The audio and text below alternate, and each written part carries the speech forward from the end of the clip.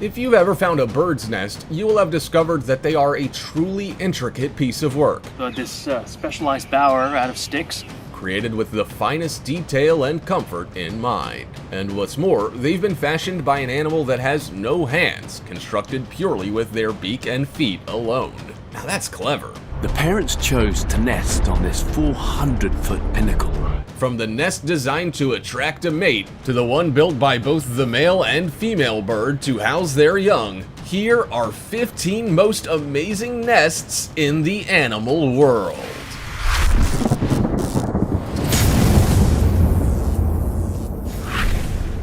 Number 15. Weaver Bird Nest. This beautiful and bright yellow bird does, with his elaborately constructed nest created to lure in his new mate. Yes, it's the male's job to build this intricate nest during mating season to attract a prospective partner. Unusual, I know. But the weaver bird completes the basic structure. It's a very complicated scenario, and so too is the nest. It is also a very lengthy process, as weaver birds start nesting in August and stop building nests in February. I bet the poor guys are keen for a break come March. The nest is a sophisticated structure that starts off with the bird making a knot with a long blade of grass. He then creates a circular structure, weaving strips of grass, leaves, twigs, and roots using his beak and feet until he ends up with a ball-shaped nest that hangs from the tree.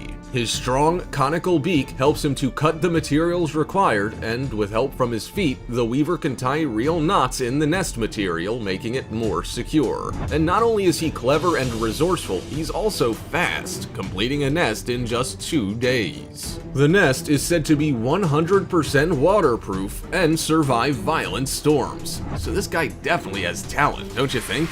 Before we go on, we have a cool challenge for y'all. It'll take about 5 seconds to complete. Let's make a deal. Just leave a like on this video, smash that subscribe button, and hit the notification bell, and you will get 10 years of amazing luck and fortune. Try it, it actually works. Number 14. Hammerkop. The nest building activities of hammerkops in central Mali are fascinating. Not only are they a massive undertaking, but they're constructed by both members of the pair. Just like us humans, they communicate with each other throughout the build to ensure it's completed to their specific requirements. The female is said to spend the most time on the nest, with most activity occurring during the early morning. The huge enclosed structures are built all year round, and can easily accommodate a human being. Each pair may build up to 5 nests a year. They occupy them for relatively short periods and can return to a previously occupied nest or renovate an old one. The nest height varies depending on the suitability of the site, and the entrance hole direction is dependent on the tree's position. A distinctive and legendary mystery bird with brown plumage and a hammer-shaped head, the hammerkop is widespread in Africa. It is considered a bad omen associated with lightning, leprosy, and even death, so it might be a bird to avoid. Number 13. Ruby-throated hummingbird. It's easy to see why the hummingbird's nest is so pretty. This beautiful little nest is built entirely by the female bird, with her tastes quite obvious in its design and creation. The male plays barely any role at all aside from mating. They have no part in choosing the nesting site, gathering the materials to build it, or raising the chicks once they are born. A fine example of an absent father, the male hummingbird has it pretty easy. The female, on the other hand, prior to hatching her eggs, spends several hours a day for up to 7 days collecting materials for her well-considered nest. She hunts out bits of moss and lichen, plant down from thistles, dandelions, or cattails, spider silk, cotton fibers, small bits of bark or leaves, feathers, fuzz, and fur. The solo mom weaves the materials together into a dense cup that appears to be decorated.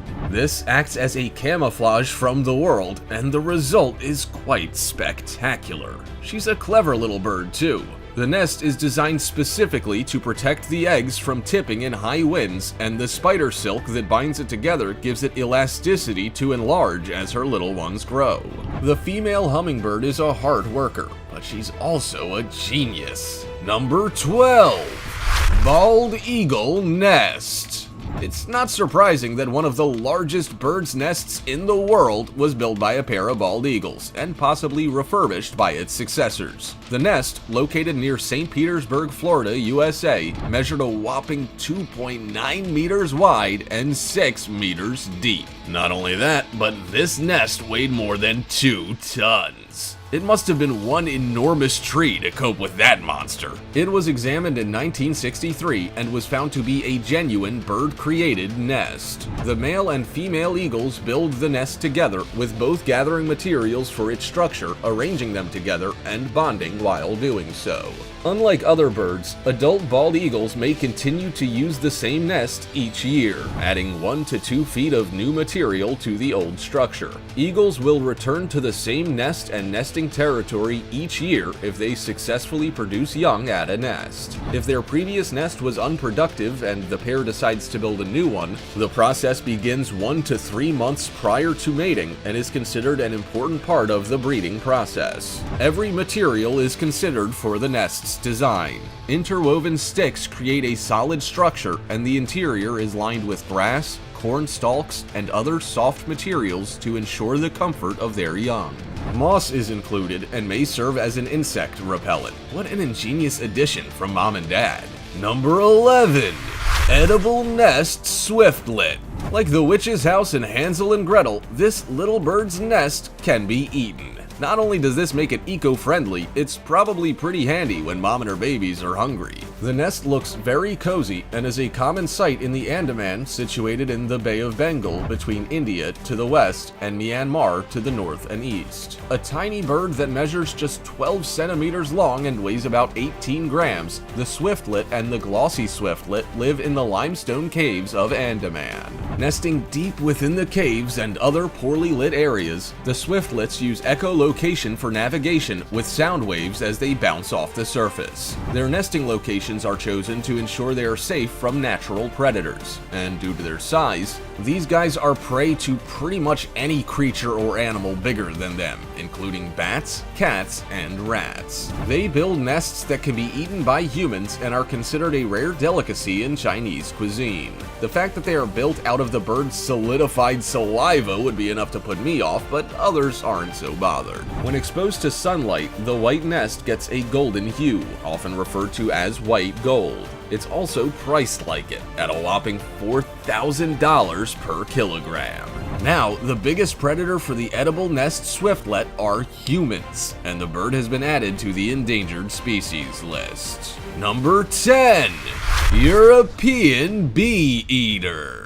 These tiny, colorful birds burrow into the sides of sandy banks, preferably near river shores, and usually at the beginning of May. Similar to rabbits, the bee eater creates a relatively long tunnel in which they lay 5 to 8 eggs. Both the male and female care for the eggs, feeding and roosting as a couple. They look after their brood for about 3 weeks. During courtship, the male bee eater finds and delivers food to the female, feeding her large items and eating the small ones himself. They primarily feed on insects, especially bees, wasps, and hornets, removing the sting before consumption. The male steps up his game before and during egg laying, making sure his mate is well fed. As most males are monogamous and prefer just the one partner, they are very attentive. The bee eaters breed in warmer climates, including southern Europe and parts of North Africa and Western Asia. They are strongly migratory, spending winters in tropical Africa. Number 9.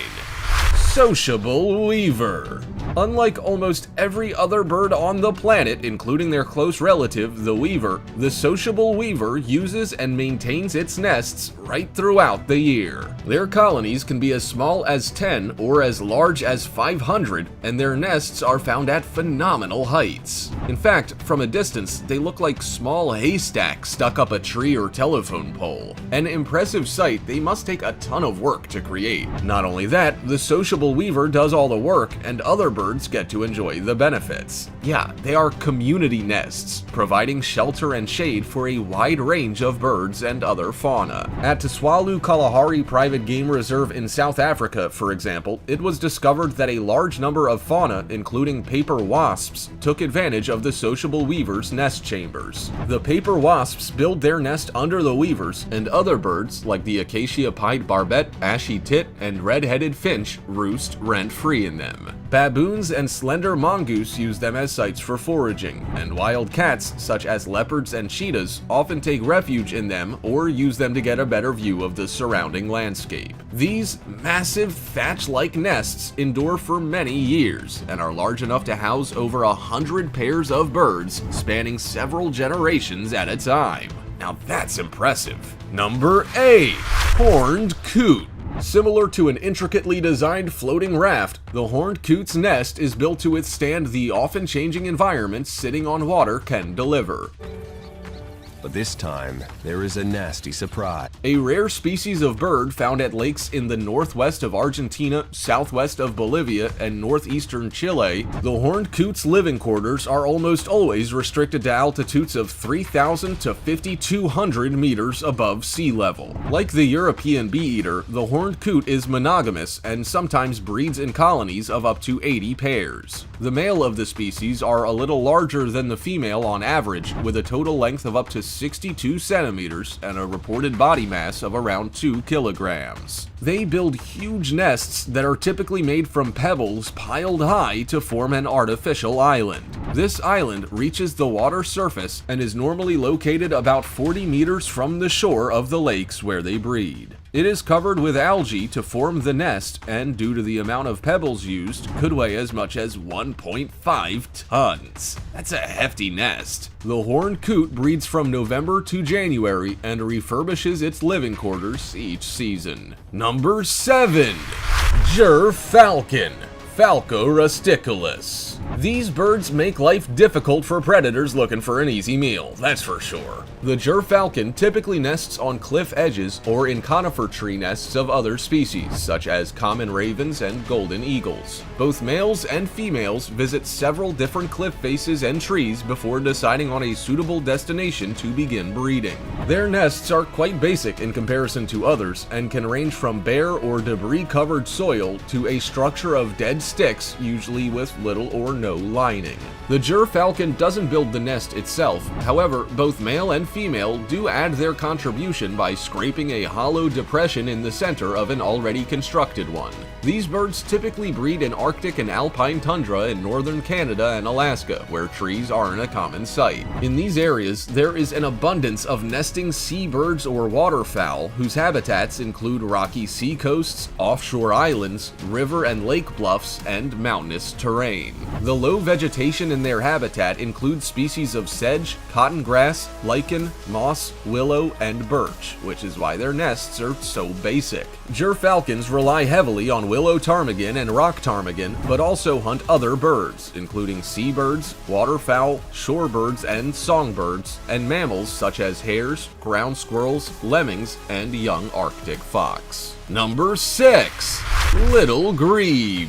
The smallest European member of the grebe family of water birds, the little grebe, also known as the dabchick, is commonly found in open bodies of water. An excellent swimmer and diver, the little bird measures on average just 10 inches in length. It pursues fish and aquatic invertebrate prey underwater, skillfully using the surrounding vegetation to hide. Like all grebes, it breeds in small colonies and nests at the water's edge. The nest sits on a floating platform of vegetation concealed with additional foliage. Unfortunately, it is vulnerable to fluctuations in water levels, either flooding following heavy rain or being left stranded in drought. The little bird usually lays between 4 to 7 eggs, hiding them from predators when leaving the nest to find food. Soon after hatching, chicks are able to leave the nest and are often carried on the backs of swimming adults. They normally breed during the rainy season in heavily vegetated areas of freshwater lakes across Europe, much of Asia down to New Guinea, and most of Africa. Outside of breeding season, most grebes move into more open water, occasionally appearing on the coast in small bays. Number 5. Common tailor bird.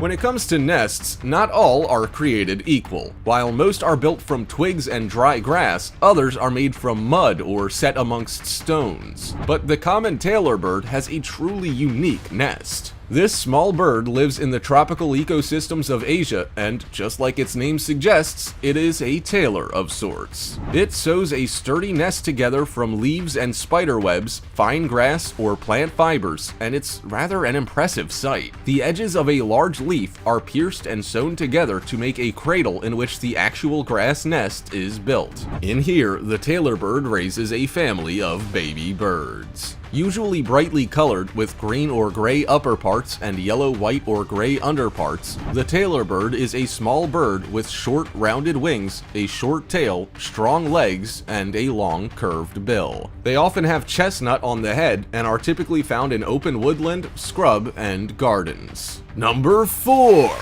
African Jacana.